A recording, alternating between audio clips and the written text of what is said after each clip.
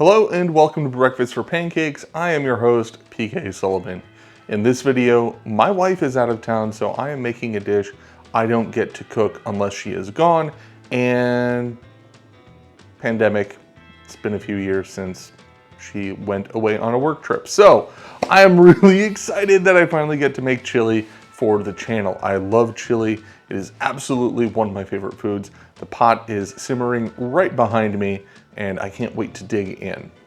So the reason we have that little rule is because the first time I made chili, my wife gave the feedback that the air was spicy.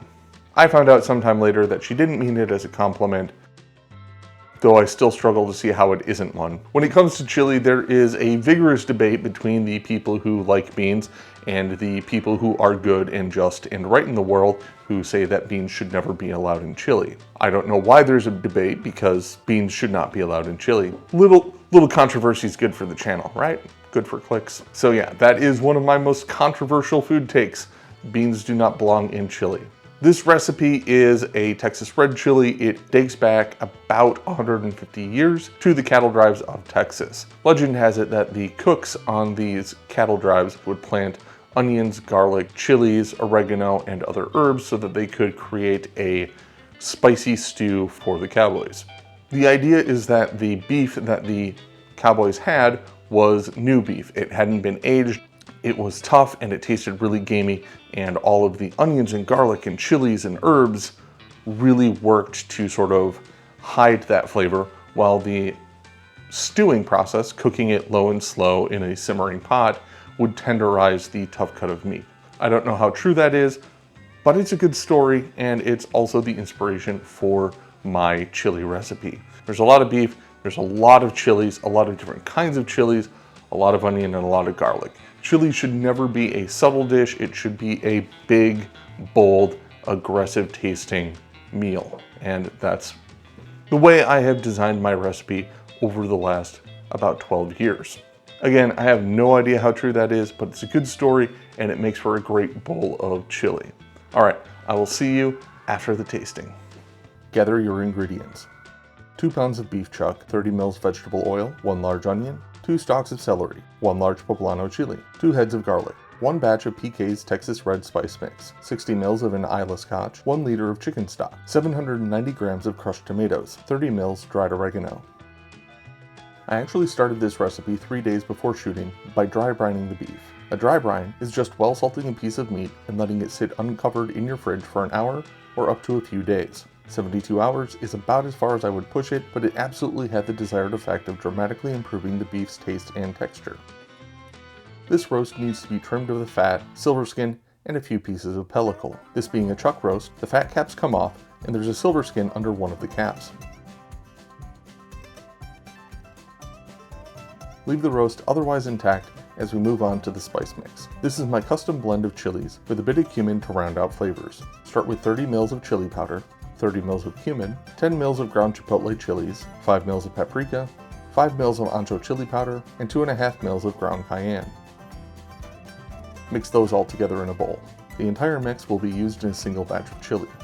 If you prefer, you can substitute 2 chipotle chilies in adobo, blend it into the chicken stock in place of the ground chipotle powder.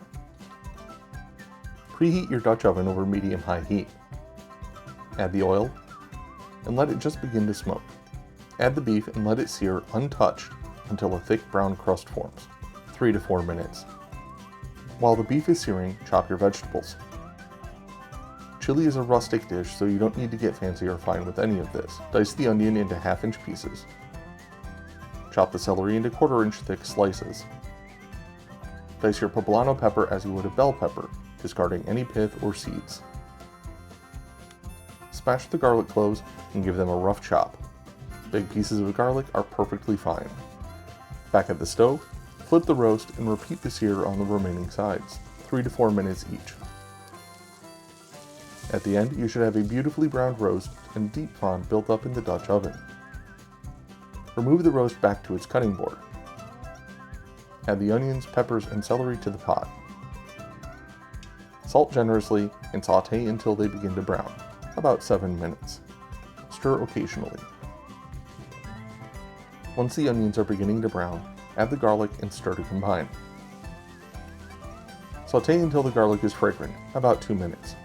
Now add the spice mix and stir to combine.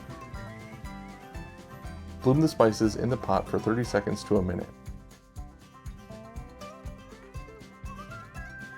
Now add your Islay scotch and stir it into the vegetables and spices, deglazing if the opportunity presents itself. Cook off the alcohol, leaving only the delicious peaty taste. Now stir in the chicken stock and tomatoes. Bring up to a boil.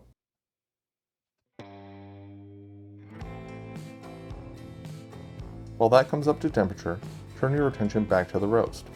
At this point, the roast should have rested for about 10 minutes. It's time to chop it up into bite-sized pieces. Using a good, sharp chef's knife, cut the steak into 1-inch cubes. Again, chili is a rustic dish. You don't need to be super precise with this operation. I do like to make sure every piece has at least one side that's got the crust. Now transfer the beef back into the boiling pot and stir everything together, taking care to scrape up the bottom if anything is stuck.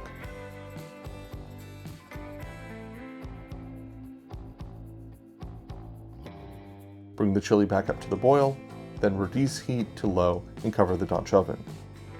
Chili is really just a spicy beef stew. Like braising, stewing consists of cooking food in liquid that is hot but not boiling. The difference is that stew uses enough liquid to completely submerge the beef, whereas braising only partially submerges the food. These cooking techniques take time. Our chili is going to stew for at least 2 hours, until the flavors have developed, the beef is delectably tender, and the onions and tomatoes have broken down. Remove the lid every 15 minutes and stir the chili. Make sure to scrape up anything stuck to the bottom of the pot. Replace the lid and continue to stew. I like my chili to have a thick sauce that clings to the beef and vegetables. To achieve that, use cornmeal. Roughly 2 to 3 tablespoons will thicken the whole pot nicely.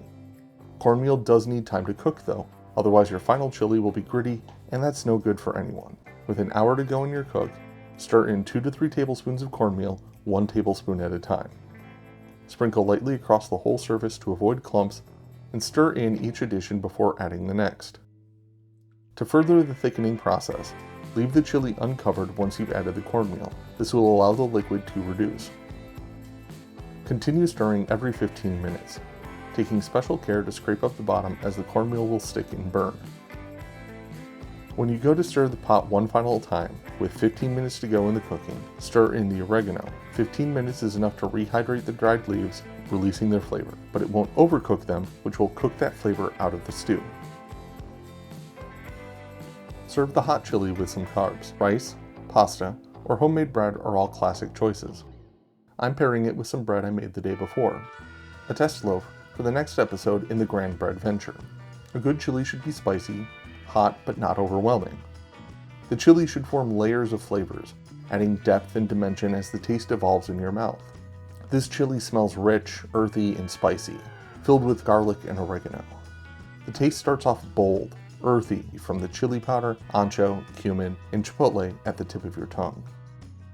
Then the vegetal flavors from the onions, garlic, and poblano float in as the heat builds slightly. Lastly, there's a floral waft as you swallow. The paprika, cayenne, and oregano finishing with an interesting lightness. Smokiness pervades from the scotch and chipotle, adding a rustic campfire feel. The tomatoes and chicken form a light base, keeping the dish from being too heavy. The heat lingers, but not too long, just enough to encourage you to wash it down with some lager. The beef has really benefited from its time in the stew pot. It's spoon tender, pulling apart as soon as you press into it. The sauce is thick and clings greedily to everything, including the spoon. The cornmeal did its thing, yes, but so did the onions by breaking down and disappearing into the stew. This isn't a greasy bowl of chili either. Trimming the fat off the chuck, adding the cornmeal, and letting it just stew for so long really saw to that. All in all, this is a wonderful bowl of chili. No beans allowed.